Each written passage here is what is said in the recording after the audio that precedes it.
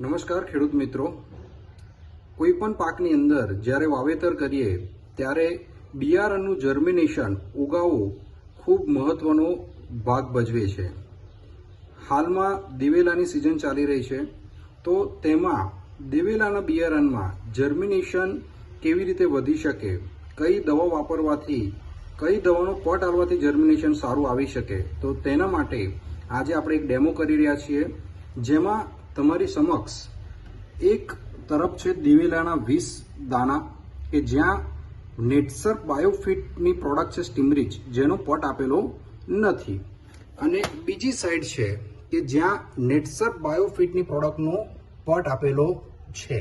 તો આ આપણું ટ્રાયલ છે કે જ્યાં સ્ટીમરીચનો પટ આપેલો છે ડાબી બાજુ અને જ્યાં કોઈ પટ વગર છે જમણી બાજુ.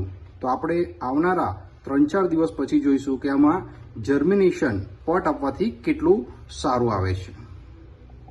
જે ડાબી બાજુ છે ત્યાં સ્ટીમરીચનો પટ આપેલો છે અને જમણી બાજુ સ્ટીમરીચનો પટ નથી આપેલો, તો જર્મિનેશનમાં શું ફરક આવી રહ્યો છે તો આપણે અહીંયા ચેક કરીએ.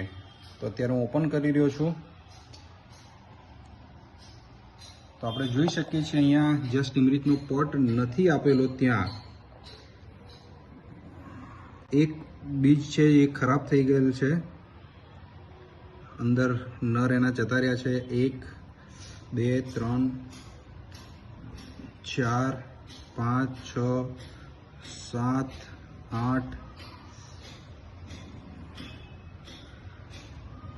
આ પણ એક ઉગી ગયેલું છે.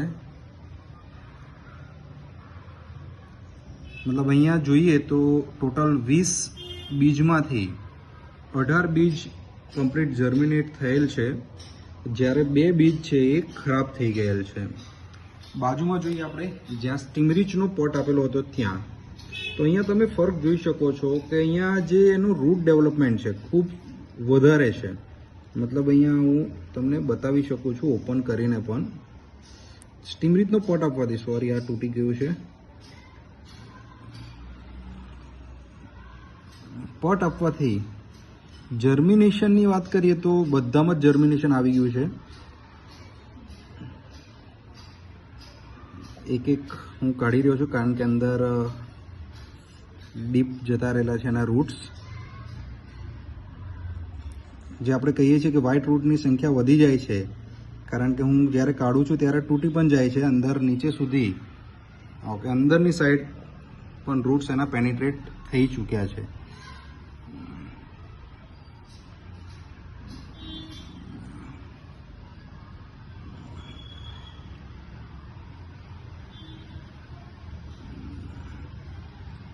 તો અહીંયા એક પણ જે બીજ છે એ ખરાબ નથી થયું.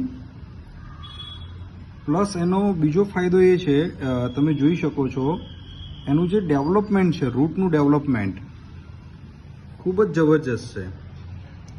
મતલબ વ્હાઇટ રૂટ્સ ખૂબ જ સારી રીતે ડેવલપ થઈ ગયા છે અને 20 દાણા ઉગી ગયા છે. જ્યારે અહીંયા આપણે જોઈએ છીએ તો આ દેખીતો ફરક છે, રૂટ ડેવલપમેન્ટ એટલા થયા નથી. એકાદ બે પ્લાન્ટને છોડીને જોઈએ તો 1-2 છે જેના રૂટ ડેવલપ થયેલ છે. ઓકે, બાકી એટલા રૂટ્સ ડેવલપ થયા નથી. મતલબ 20માંથી 18 બીજ જર્મિનેશન થયા છે અને રૂટ ડેવલપમેન્ટ એટલું સારું નથી. 2 બીજ છે જે ફેલ થઈ ગયા છે. જ્યારે અહીંયા તમે જોઈ શકો છો સ્ટીમરીચનો પટ આપેલો હતો ત્યાં 20 અંકુરિત થઈ ગયા છે. આ 2 તૂટી ગયા છે અંદરથી કાઢતી વખતે, તો 20 અંકુરિત થઈ ગયા છે બહુ જ સરસ રીતે, અને રૂટ ડેવલપમેન્ટ ખૂબ જ સારું છે. તો આ ફરક છે સ્ટીમરીચનો પટ આપવાથી.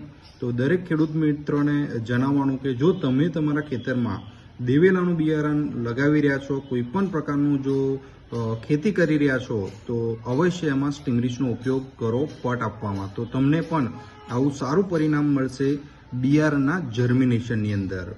Thank you.